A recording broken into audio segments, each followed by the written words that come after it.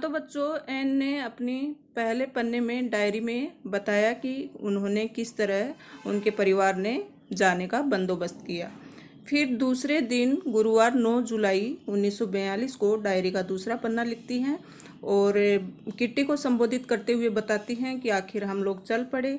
Mummy papa और मैं तेज़ बरसात में भीगते हुए हम तीनों थैले में सामान भर के जो रखा था, अल्लम गल्लम चीज़ों से ऊपर तक जो ठूंस कर रखा था सामान, वो लेकर हम वहाँ से निकल पड़े और लोग हमें देखे जा रहे थे। हमारे सीने पर पीला सितारा लगा हुआ था जो कि यहूदियों की पहचान था, वो लगाना ज़रूरी होता था और लोग हमें देख रहे थे, लेकिन कोई वाहन की सुविधा हमें उपलब्ध नहीं करवा रहा था कि हम कैसे वहाँ तक जाएं। बरसात में भीगते भीगते हम लोग वहाँ जा रहे थे।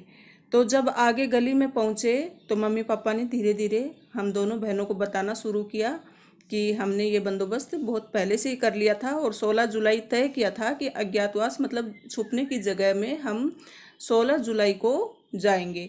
लेकिन मार्गोट के लिए अचानक से जो बुलावा आया, उसके चलते इनको डिसीजन बदलना पड़ा और 10 दिन पहले ही घर छोड़ना पड़ा। तब ये मतलब वहाँ पहुँचते हैं जो जगह थी। बाद में ये बताते हैं कि छिपने की जो जगह है वो पापा का ऑफिस की जो इमारत थी उसी में थी, जो कि पहले नहीं बताई गई थी हमें।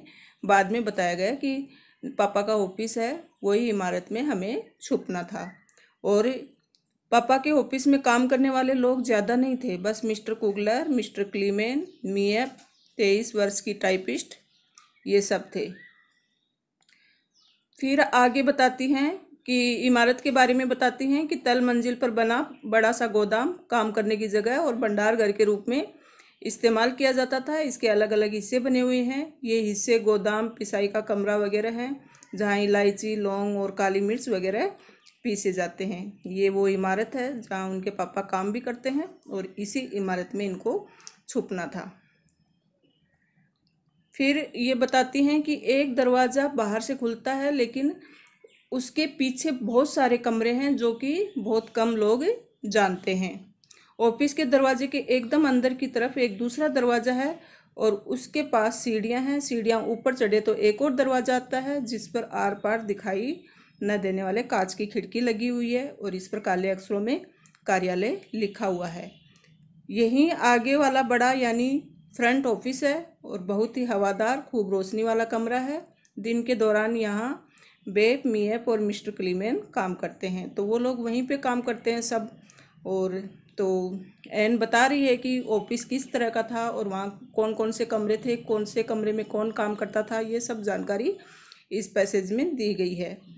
फिर आगे बताती हैं कि सीढ़ियों के ऊपर बनी जगह से दाईं तरफ का दरवाज़ा घर के पिछवाड़े की तरफ हमारी गुप्त एनेक्सी की तरफ जाता है। कोई कल्पना भी नहीं कर सकता कि इस सपाट मटमैले दरवाजे के पीछे इतने कमरे भी हो सकते हैं। जैसा कि मैंने पहले बताया कि एक ही दरवाजे के पीछे बहुत सारे कमरे हैं, इसके लिए इन्होंने यही जगह को चुना छुपने के लिए।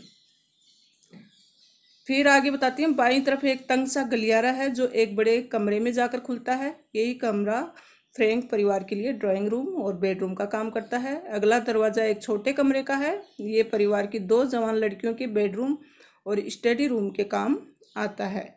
सीढ़ियों की दाईं तरफ गुसलखाना बिना खिड़कियों वाला एक कमरा है जिसमें एक वॉश बेसिन लगा हुआ है।